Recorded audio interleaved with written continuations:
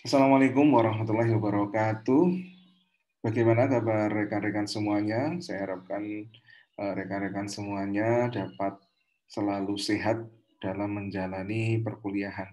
Hari ini adalah perkuliahan ke-7 untuk materi kuliah ekonomi kelembagaan dengan topik yaitu krisis ekonomi dan peran ekonomi kelembagaan. Izinkan saya untuk bisa share screen untuk materi pertemuan kali ini. Ya. Materi pertemuan ke-7 kali ini adalah mengambil topik krisis ekonomi dan peran ekonomi kelembagaan. Jadi kita dan kalian pasti sudah familiar tentang apa itu krisis ekonomi. Ya.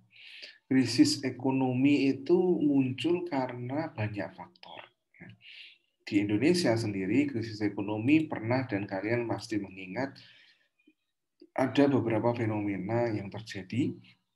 Yang paling besar adalah di masa tahun 98, ya, di masa reformasi. Ya. Bahwa krisis ekonomi itu muncul secara berkepanjangan akan menyebabkan beberapa akibat. Yang paling sering dan akan paling mudah dirasakan adalah adanya resesi ekonomi. Ya. Sebetulnya krisis ekonomi sendiri banyak dirasakan oleh masyarakat dan negara-negara lain, ya, baik itu negara besar maupun kecil. Nah, kalau kita ingat krisis ekonomi yang melanda Amerika Serikat di 10 tahun terakhir ini, katakanlah, ada di tahun 2008, di mana krisis ekonomi yang melanda di Amerika adalah tumbangnya perusahaan investasi besar yaitu Lehman Brothers, ya, di mana merupakan salah satu dan terbesar juga di Amerika bahkan di dunia untuk perusahaan investasi. Hal ini menimbulkan banyak dampak yang menyebabkan salah satunya adalah resesi ekonomi. Jadi suatu negara dikatakan mengalami resesi ekonomi apabila penurunan PDB (produk domestik brutonya) (GDP) berlangsung selama 6 bulan berturut-turut. Hal ini ditandai oleh penganggurannya naik, kesempatan kerjanya turun, tingkat upah stagnasi, dan penjualan retail turun drastis. Contoh nyatanya adalah saat ini, misalnya di masa pandemi COVID-19, ya pasti di sini akan terjadi yang namanya krisis ekonomi. Tetapi yang menjadi tanda tanya besar, apakah krisis ekonomi ini akan berlanjut menjadi suatu resesi ekonomi? Ini yang kita hindari. Bahwa di Indonesia ya pasti akan turun, PDB-nya akan turun, dan banyak sekali perusahaan-perusahaan yang merumahkan tenaga kerjanya sehingga penganggurannya akan naik dan kesempatan kerja juga akan turun. Ya. Tetapi apa? Bahwa resesi ekonomi ini harapannya nantinya tidak berlangsung berturut-turut dan berlarut-larut. Kenapa? Ya, karena setelah resesi ekonomi ini berlangsung yang dikatakan selama 6 bulan berturut-turut, maka lanjutan dari resesi ekonomi ini akan mengakibatkan suatu keadaan yang dinamakan depresi ekonomi. Bahwa suatu negara dikatakan mengalami depresi ekonomi bila berada dalam titik terendah dalam siklus ekonomi yang ditandai oleh G atau government-nya turun, ya, pengangguran meningkat, ya, lebih dari 50% dari jumlah tenaga kerja, lalu konsumsinya turun, C-nya turun, ya, harganya naik dengan laju yang lebih rendah dari laju normal, lalu upah turun dan hilangnya harapan masyarakat terhadap masa depannya. Ini yang menjadi permasalahan bahwa resesi ekonomi yang berkelanjutan akan menyebabkan depresi ekonomi. Kita bisa ambil contoh bahwa depresi ekonomi ini sedikit cerita ke makro ini ya malah ya. Tapi bahwa depresi ekonomi pernah terjadi di Amerika sendiri pula ya. Bahwa dulu di tahun sekitaran 60 ya, bahwa presiden pada saat itu ya, Roosevelt berhasil mengangkat dari keterpurukan Amerika karena adanya depresi ekonomi yang berkepanjangan. Ya, jadi Amerika sendiri bahwa tidak hanya di tahun 2008 mereka mengalami depresi ekonomi, bahwa di tahun-tahun masa lampau pun mereka mengalami yang namanya depresi ekonomi. Jadi depresi ekonomi maupun resesi ekonomi itu merupakan hal yang pasti akan dialami, tidak hanya dari negara-negara berkembang ataupun negara kecil, tapi bahkan negara maju pun akan mengalami krisis ekonomi maupun resesi ekonomi dan akan berakhir pada depresi ekonomi. Apabila sudah depresi, itu ibaratnya itu sudah kronis ya, sehingga cara menanganinya juga akan sangat-sangat susah ya, sehingga perlu usaha yang ekstra ya. Bahwa di sini saya akan menjelaskan beberapa jenis-jenis krisis ekonomi dan jalur transmisi dampaknya. Jadi, menurut proses terjadinya krisis ekonomi itu sifatnya ada yang mendadak dan tidak mendadak ya, sepertinya. Ya, seperti itu ya, bahwa sifat yang mendadak itu seperti krisis karena ya, salah satunya kenaikan harga minyak mentah, lalu krisis keuangan Asia di tahun 97-98 ya, sehingga menyebabkan depresi mata uang Asia itu tinggi ya. Depresi kan berarti penurunan nilai mata uang rupiah, mata uang Asia itu tinggi sekali di 97-98. Ini mendadak. Kenapa kok mendadak? Bahwa harga minyak mentah pada tahun 74 oleh OPEC ataupun harga-harga minyak mentah pada saat ini akan menyebabkan hal yang sifatnya mendadak untuk bisa menyebabkan krisis ekonomi. Ya. Kenapa ya? Karena minyak itu saat ini menjadi komoditas yang sangat sangat utama ya di dunia ya. Bahkan apabila ada satu efek dampak negara penghasil minyak, maka akan menyebabkan harga minyak ini meroket dan ujung-ujungnya adalah proses ekonomi di semua negara akan mengalami gangguan. Krisis ekonomi Asia tahun 97-98, kita juga tahu ya bahwa pada saat itu krisis keuangan yang menjadi penyebabnya, bahwa kalau di Indonesia sendiri yaitu adanya terlalu besarnya arus keluar mata uang asing yang menjadi apa namanya ya, menjadi suatu hal yang mereka ambil keuntungan besar ya, karena mereka kan memiliki keuntungan besar saat dolarnya tinggi, sehingga mereka berbondong-bondong menjual dolarnya dan mendapatkan rupiah yang besar.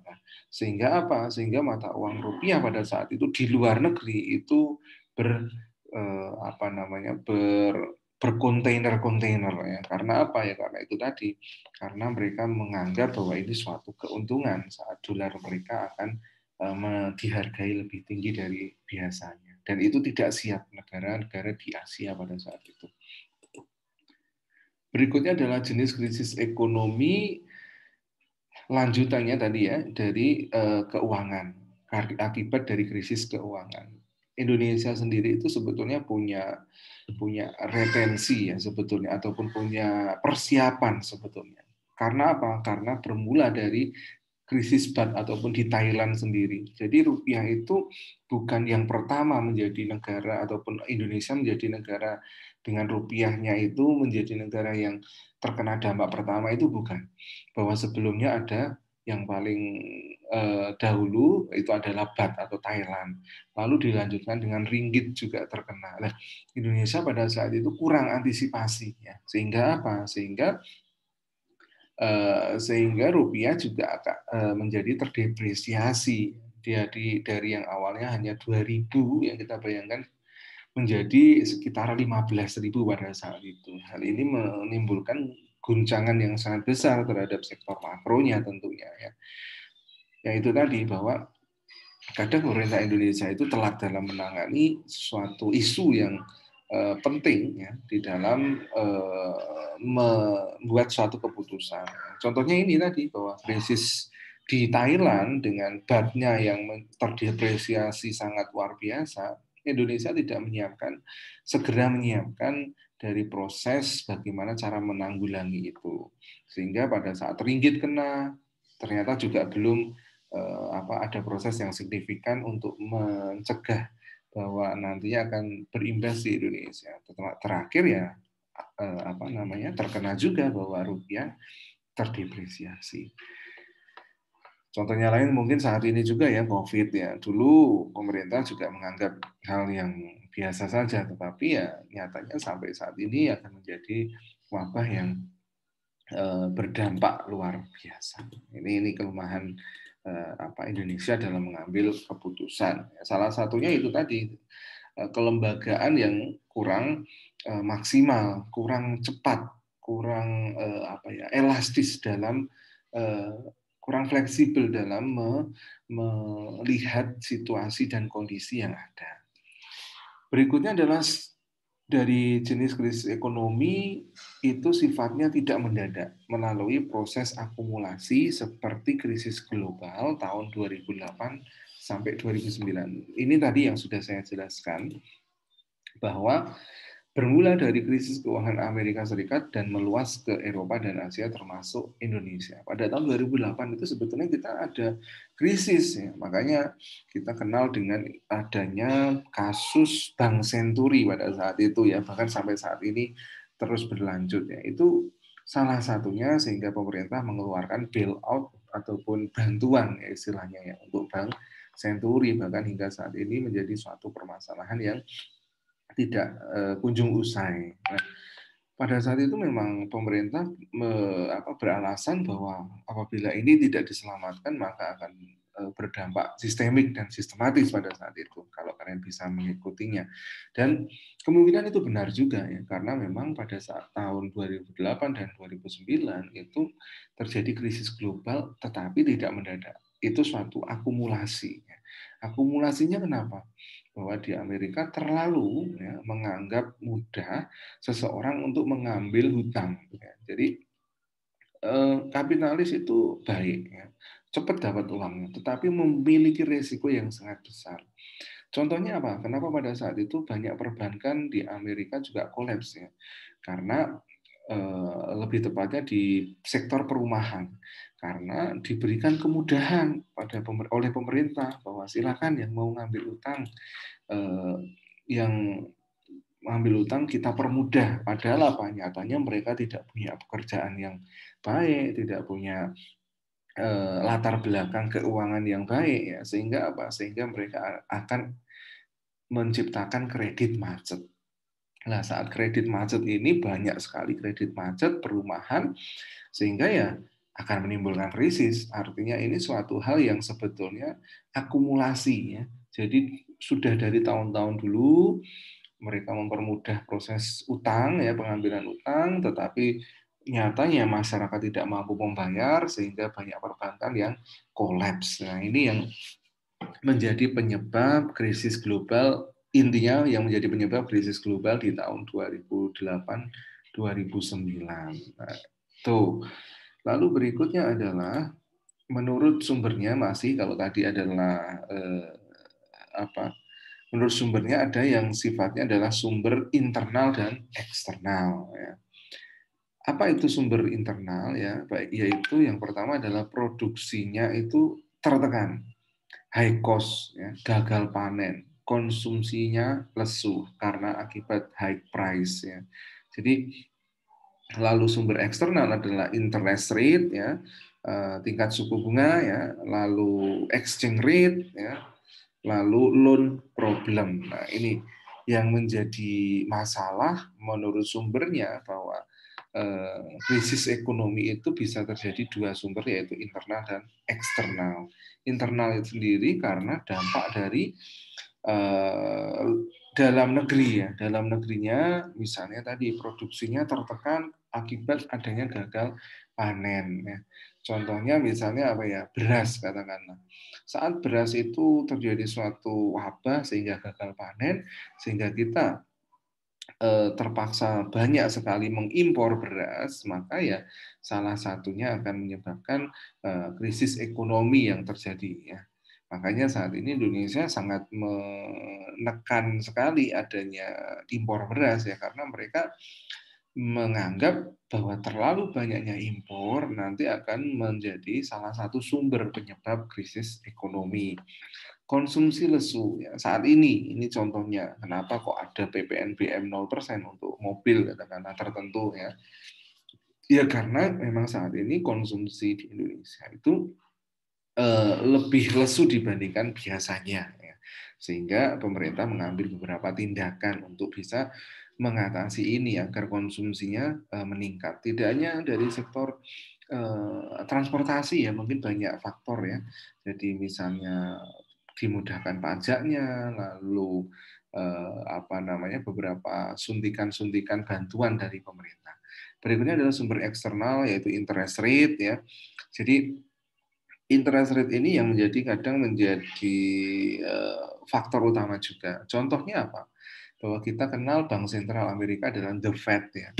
Pada saat the Fed menaik ataupun menurunkan tingkat suku bunganya, maka akan diikuti pula seluruh negara untuk menyesuaikan dari perubahan itu.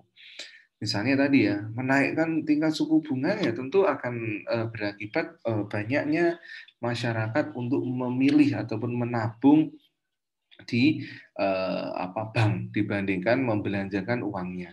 Menurunkan tingkat suku bunga, ya, sehingga uang beredar di masyarakat banyak. Nah, hal ini menjadi salah satu sumbernya, ya, kalau kita tidak mampu mengikuti bagaimana pola dan gaya dari Bank Sentral Amerika, katakanlah the Fed itu sendiri, karena hampir seluruh investor negara-negara di dunia ini itu mengacu pada interest rate, khususnya dari Amerika Serikat. Exchange rate ini juga sama, ya, tingkat suku bunga, tingkat dari perputaran uang, ya. Jadi bagaimana suatu mata uang ini naik turunnya akibat dari sumber eksternal. Misalnya tadi, ya, bahwa yang ada krisis itu Amerika, tetapi bahwa Indonesia juga akan terkena dampaknya. Loan problem juga sama, ya, artinya bahwa kadang loan problem ini menjadi masalah tersendiri, ya. Contohnya yang tadi kita pernah mengambil IMF, ya. Alhamdulillahnya di tahun 2008 kita juga sudah lepas dari IMF. Tetapi bahwa selama kita berhutang ke IMF sehingga kita membayar bunga yang sangat besar, ini juga menjadi permasalahan, ya. Kenapa? Ya, karena kadang negara-negara lain itu memberi bunga dengan memberi pinjaman dengan mudah, tetapi kadang diikuti dengan bunga yang tinggi. Nah, oke, berikutnya adalah krisis ekonomi menurut sumber internal, ya. Jadi ada yang tadi, ya, krisis produksi, lalu krisis perbankan, ya. Karena kondisi perbankan yang kurang kuat, maka bisa membuat bank itu kolaps. Tadi yang saya contohkan, ya, karena terlalu mudah memberikan kredit, ternyata malah justru masyarakat yang mengambil kredit itu tidak mampu untuk membayar, maka bank itu akan kolaps. Dan banyak sekali, ya, contoh-contoh perbankan di Indonesia yang kolaps, ya, karena krisis ekonomi. Contohnya, ya, saat itu ada beberapa bank yang misalnya tadi, ya, Bank Mandiri itu gabungan dari bank-bank yang sebetulnya hampir kolaps karena apabila tidak bergabung mereka akan kolaps, sehingga mereka membentuk suatu tadi kelembagaan baru, yaitu Bank Mandiri. Berikutnya adalah krisis ekonomi menurut sumber internal, ya. Masih lanjutannya adalah tadi, ya, berdampaknya itu tidak hanya dari masa yang pendek, tetapi juga dari masa yang panjang juga. Jadi dampaknya itu jangka pendek maupun jangka panjangnya adalah, yang pertama adalah pengangguran itu meningkat, ya. Pengangguran itu hal yang paling susah untuk diturunkan. Kalau masalah harga itu saya sering mengemukakan bahwa harga itu hal yang paling mudah dikendalikan. Inflasi juga hampir tidak semudah pengangguran, tidak sesulit pengangguran untuk bisa diturunkan, ya. Harga misalnya naik, maka yang dibutuhkan, ya, jumlah produksi yang ditingkatkan, katakanlah seperti itu. Lalu kalau pengangguran itu tidak cukup hanya bagaimana cara meningkatkan meningkatkan ataupun menurunkan tingkat pengangguran, itu tidak cukup hanya satu faktor, tapi perlu banyak faktor. Nah, Artinya apa? Bahwa pengangguran ini bersifat jangka panjang ataupun jangka menengah, tidak yang sifatnya jangka pendek. Produksi berkurang, kredit jadi mahal, lalu saving para deposan bisa hilang karena mereka rugi dan kepercayaan terhadap bank itu hilang. Tadi ini untuk yang perbankan ya. Jadi dampak dari perbankan itu sangat besar sekali. Misalnya tadi bahwa dulu di tahun 2008 juga ada kasus Bank Senturi ya yang dianggap apabila tidak diselamatkan akan terjadi kegagalan sistem ekonomi yang berdampak sistemik ya. Itu juga ada benarnya juga ya. Artinya bahwa apalagi bank-bank besar seperti Bank Mandiri ataupun Bank BRI ya, itu apabila ada kolaps maka itu akan sangat mempengaruhi sekali. Berikutnya adalah krisis ekonomi yang berasal dari sumber internal, dari krisis nilai tukar. Ini juga menjadi hal yang sangat berbahaya sekali. Pelajaran di tahun 97-98 tentu itu menjadi suatu pembelajaran yang penting dan sangat berharga. Kenapa? Ya, karena kita tidak mempersiapkan secara baik dari pengalaman kasus yang sudah ada sebelumnya. Ya. Berikutnya adalah sumber krisis dari eksternal, adalah krisis perdagangan. Ya. Jadi tadi ya aspek ekspor, ya, hambatan-hambatan dari proses ekspor ya. Indonesia kadang mengalami hambatan. Tadi ini salah satunya adalah sawit ya. Sawit Indonesia tidak hanya terjadi di tahun 80-an ataupun 2008, bahkan sampai saat ini pun sawit di Indonesia, khususnya untuk ekspor di Eropa, itu mengalami beberapa hambatan, ya, hambatan-hambatan dari proses ekspor, khususnya adalah sawit. Ya. Kenapa ya? Karena mungkin terjadi suatu persaingan yang sengit ya, artinya bahwa ternyata Indonesia punya sawit yang lebih baik ya, harganya lebih murah sehingga sawit-sawit di negara-negara lain itu kurang bersaing untuk itu sehingga akan menyebabkan beberapa persaingan yang tidak sehat. Salah satunya adalah tadi hambatan-hambatan misalnya dikasih pajak yang tinggi ataupun beberapa kriteria dari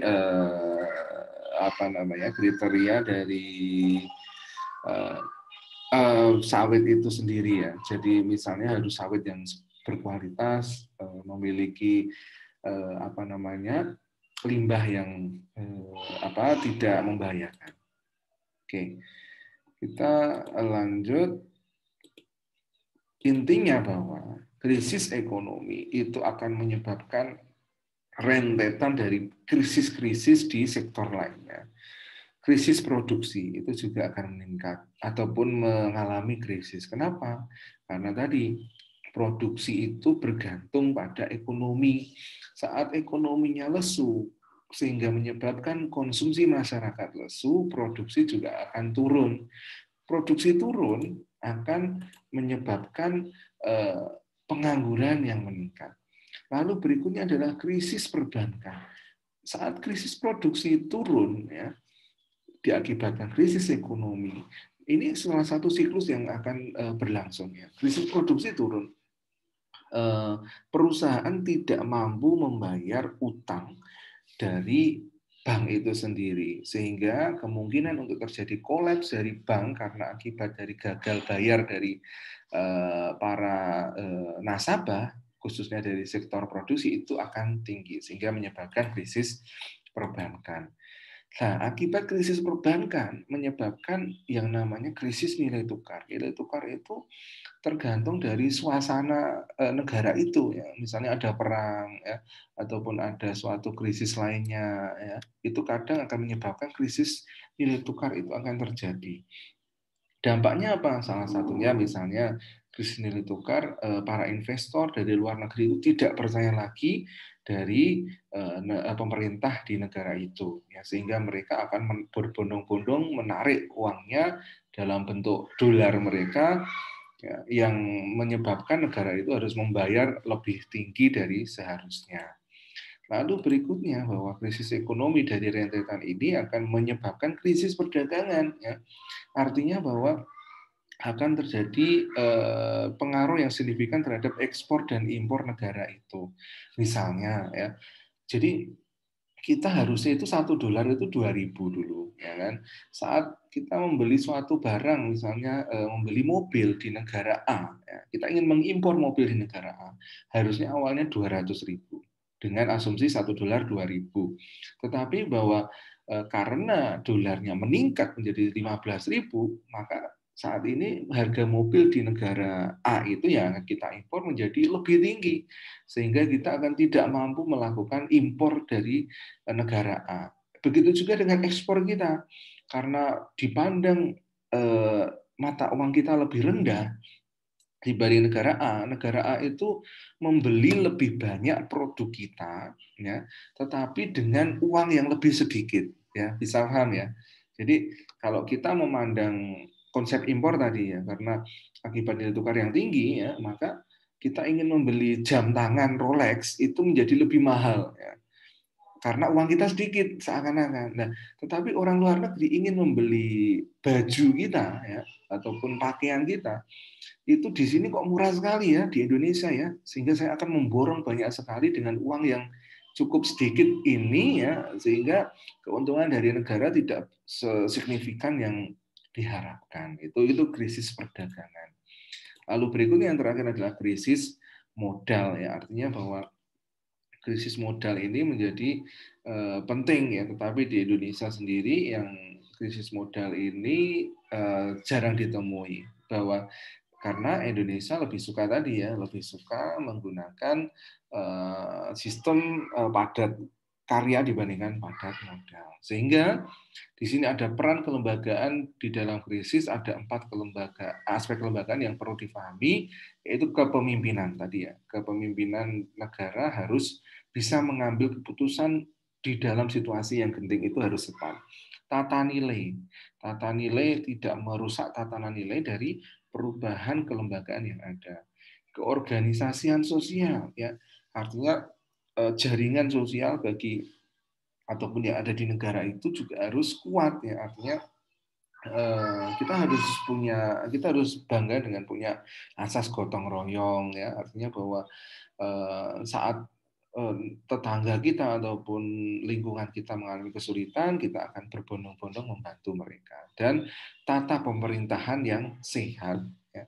Artinya bahwa kenapa 9798 ada krisis, salah satunya adalah dampak panjang dari adanya KKN, kolusi, korupsi, dan nepotisme yang ada di Orde Baru. Ini yang harus terjadi, bahwa jangan tidak boleh terulang kembali agar kelembagaan ini dapat berperan dalam menanggulangi dan menangani krisis yang terjadi di Indonesia khususnya, dan juga di negara-negara lain tentunya kelembagaan ini memegang peranan penting.